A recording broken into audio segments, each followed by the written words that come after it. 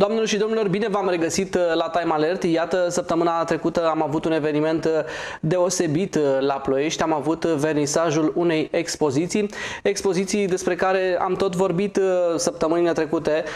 Ați văzut și pe panoul nostru din centrul orașului, ați văzut și pe canalele noastre. A fost un eveniment foarte vizibil pentru că a fost un eveniment despre pasiune, despre prietenie și vreau să vorbim și noi despre acest eveniment în cadrul emisiunii. Alături de noi este cea care, iată, ne-a adus o colecție impresionantă de lucrări la Ploiești. Este vorba despre Delia Sechel Peroa, artist vizual. Sărut mâna și bine ați venit la Ploiești TV. Bună ziua, vă mulțumesc pentru invitație. Iată că vinerea trecută am avut vernisajul expoziției. Cum a fost atmosfera? Cum mi-a simțit? Am spus că este până la urmă un eveniment despre prieteni și despre pasiunea dumneavoastră de suflet. Când am pășit în galerie, deja mă așteptau colegii mei de liceu, de la clasa de artă plastică și de la clasa de muzică, cu niște zâmbeturi copleșitoare, cu flori în mână. Alte persoane pe care nu le cunoșteam, toți erau surzători și calzi și abia așteptam să le spun ce aveam de spus, ce aveam pe suflet. Iată că, dincolo de cuvintele acestea pe care le-ați grăit acolo, aveți și lucrările și încă sunt acolo la Galeria de Artă, lucrări care vorbesc. Despre ce vorbesc aceste lucrări? Am adus o selecție de lucrări de diferite tehnici care sunt reunite sub tema iconic.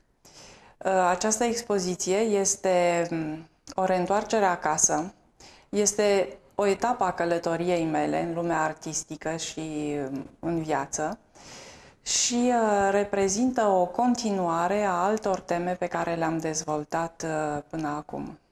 Iată că avem și noi câteva fragmente cu expoziția de la Ploiești, expoziție care este deschisă până la finalul acestei luni, înțeleg? Nu, aproape, până pe 27 iulie. Până atunci se pot bucura ploieștenii de această expoziție. Vorbiți-mi puțin despre lucrări. Spuneți că sunt doar un fragment din viața dumneavoastră, un fragment din călătoria aceasta. O să detaliem puțin și metafora aceasta a călătoriei. Ce reprezintă pentru dumneavoastră, nu știu, dacă aveți un obiect care ieri la fața locului mi-ați explicat, iată câteva imagini de acolo, ce își doresc ele să transmită?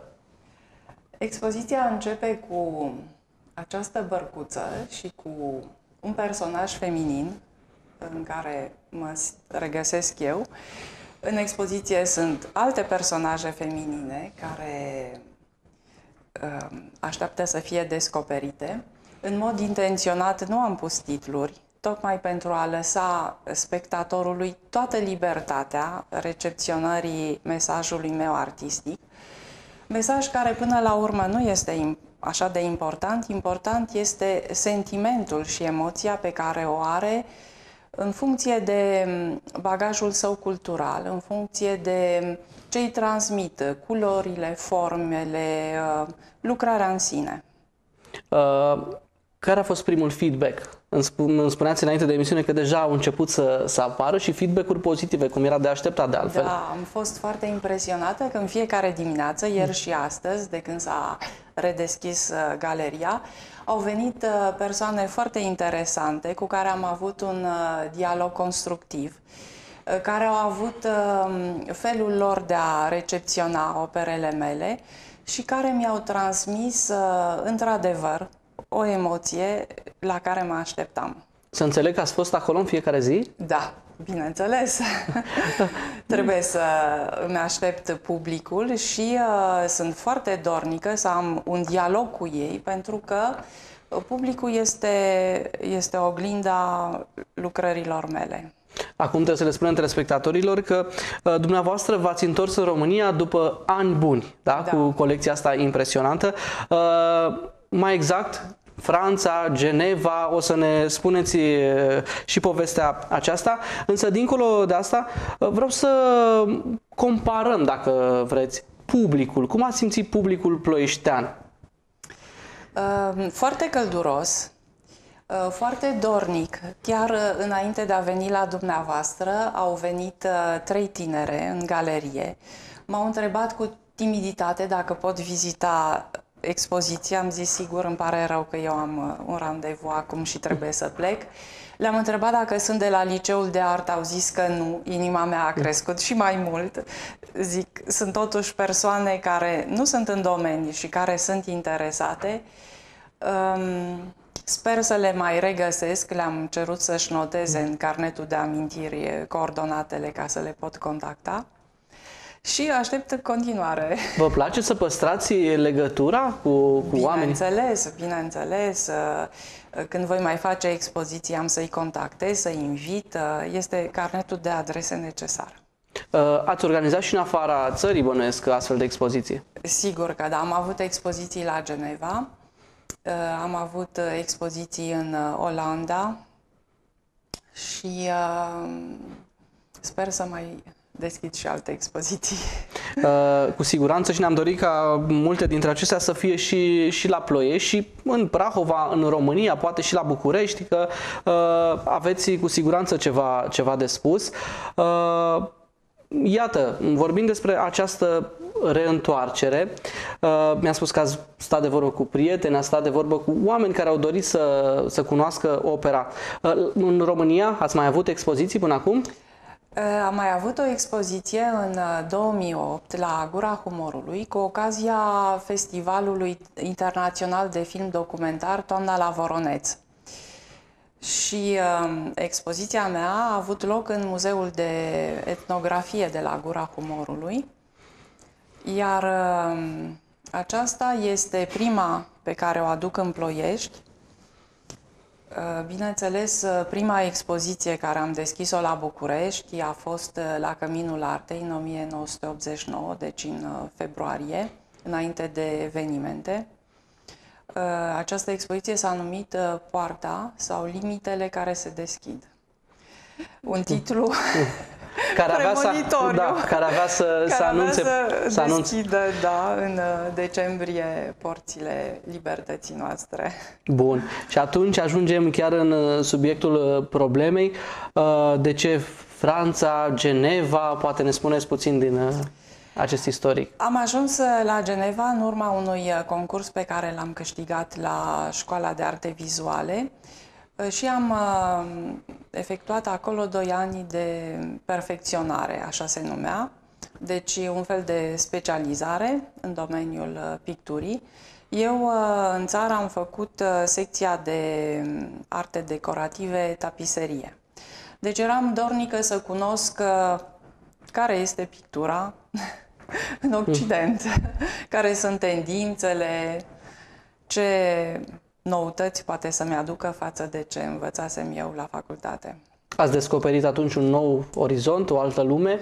Sigur că da, sigur. În primul rând, o izbucnire de culoare.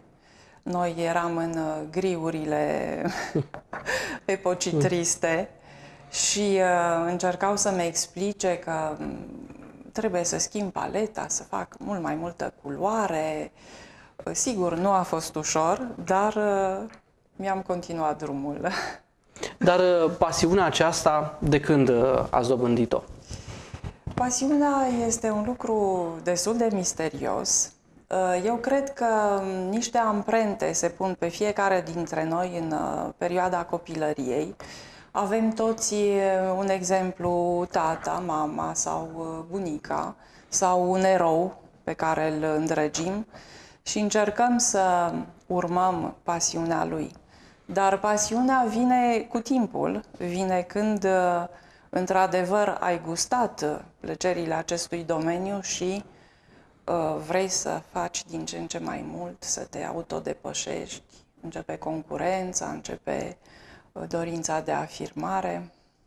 Da, vă întreb asta pentru că la nivelul României avem o problemă cu ceea ce înseamnă modele.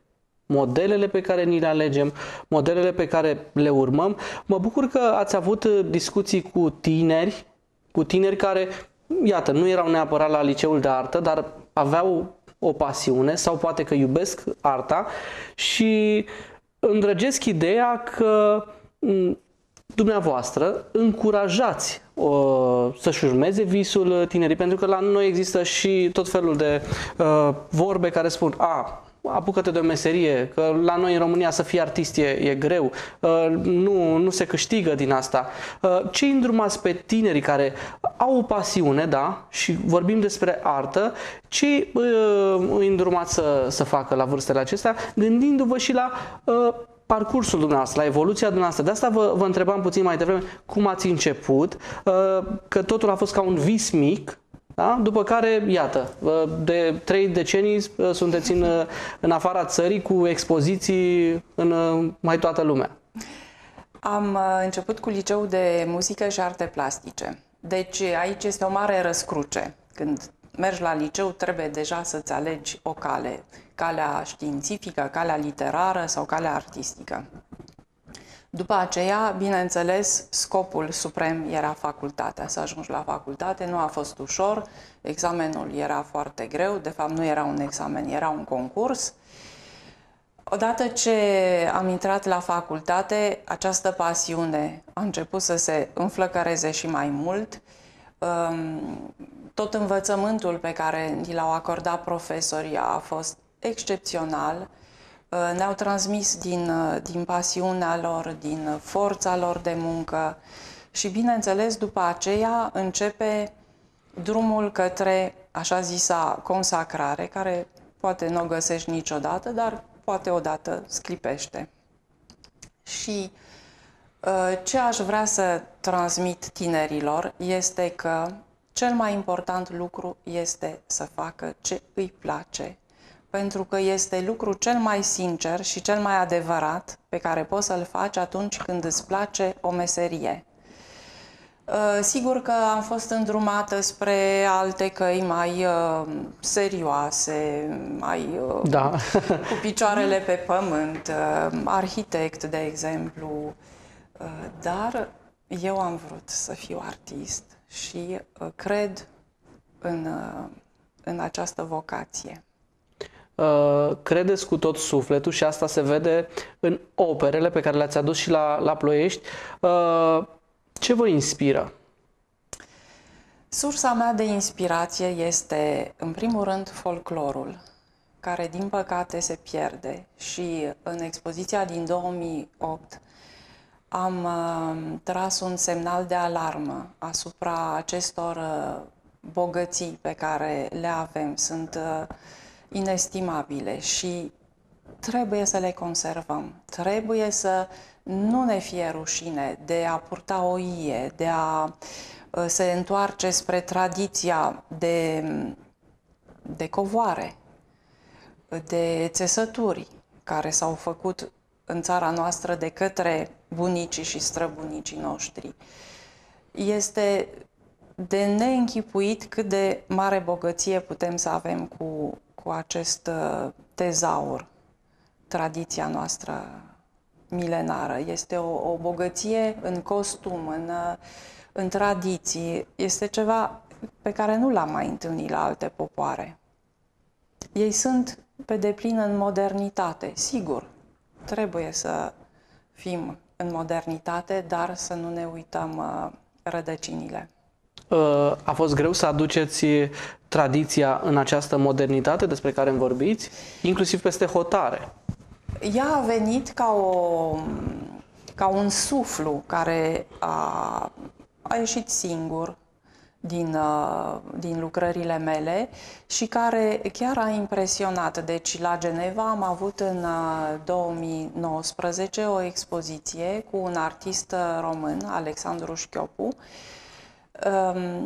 despre tradițiile românești. El a venit cu o caligrafie de proverbe, iar eu am avut lucrări cu ei.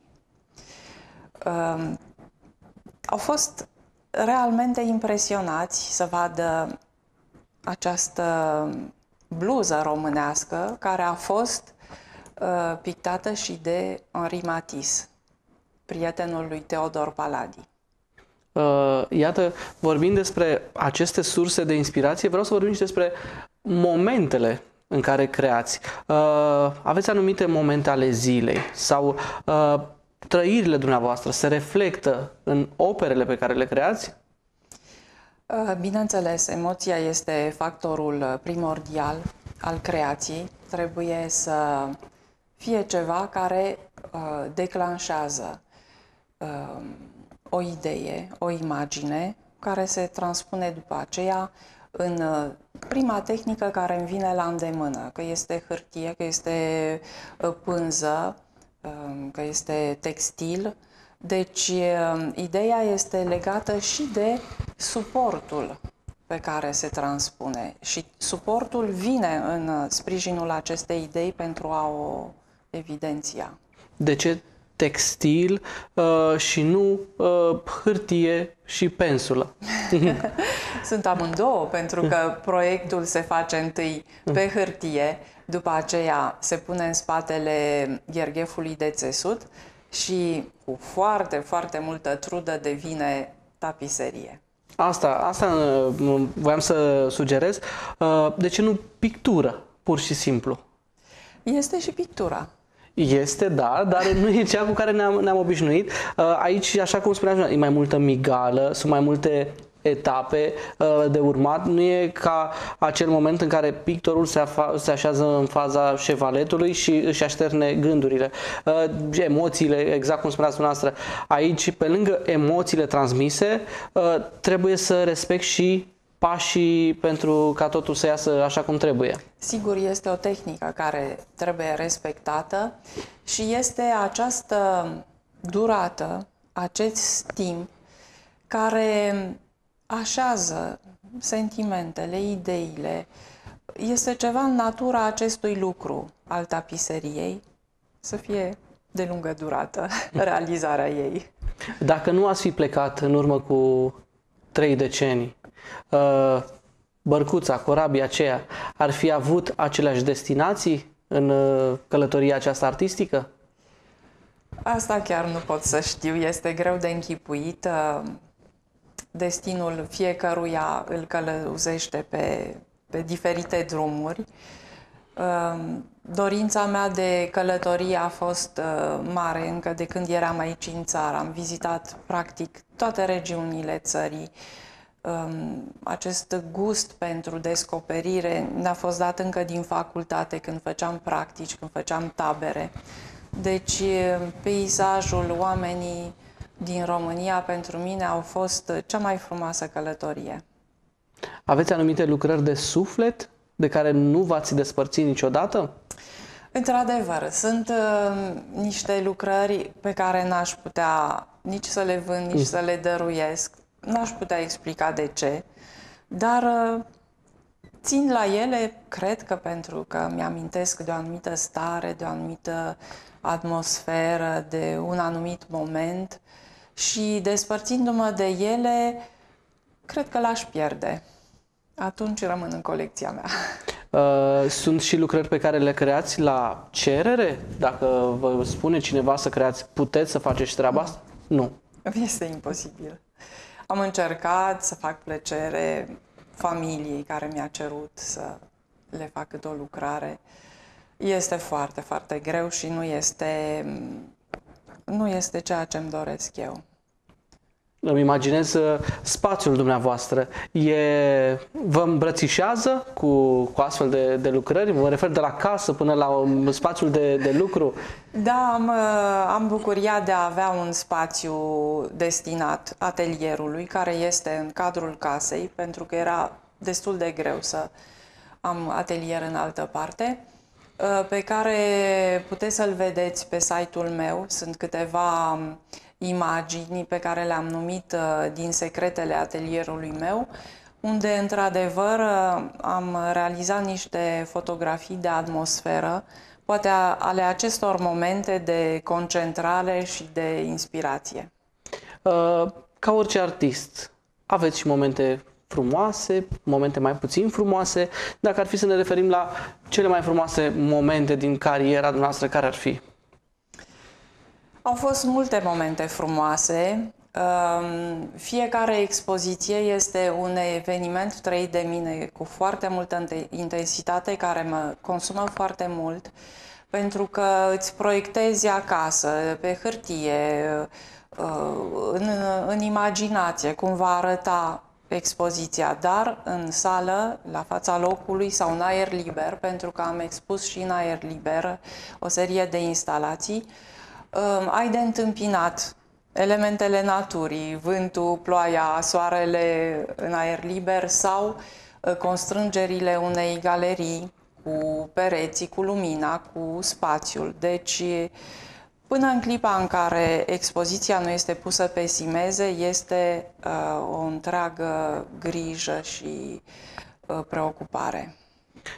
Au fost și momente grele și acum poate nu mă gândesc la ultimii ani, pentru că mi-a spus că până să devii consacrat, atunci e mai greu, până dovedești. Au fost astfel de momente când poate v-ați simțit neînțeleasă, până poate când ați simțit că nu ați ajuns acolo unde v-ați propus?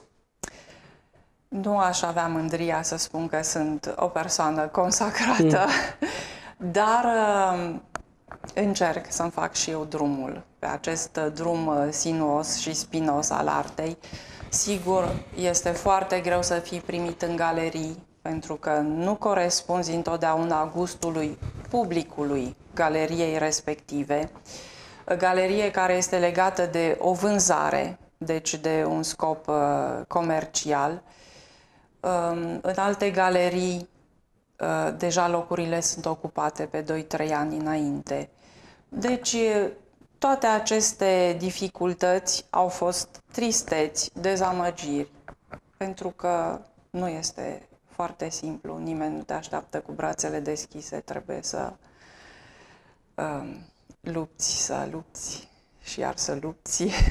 Sunt și lucrări pe care le vindeți?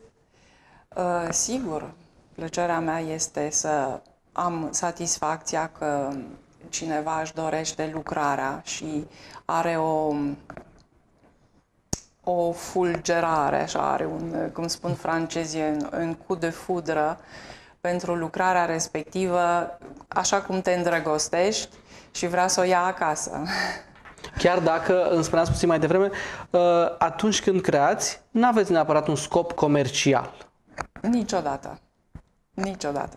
Urmăriți anumite linii în sensul că ce se poartă, ce ar fi la modă, că suntem acum ghidați de treaba asta, să fie la modă, să fie culoarea anului. Deci acum avem pentru orice ceva al anului, culoarea anului, piesa anului, totul e al anului. Urmăriți astfel de tendințe? Nu, niciodată. Pentru că lucrarea ta devine artificială.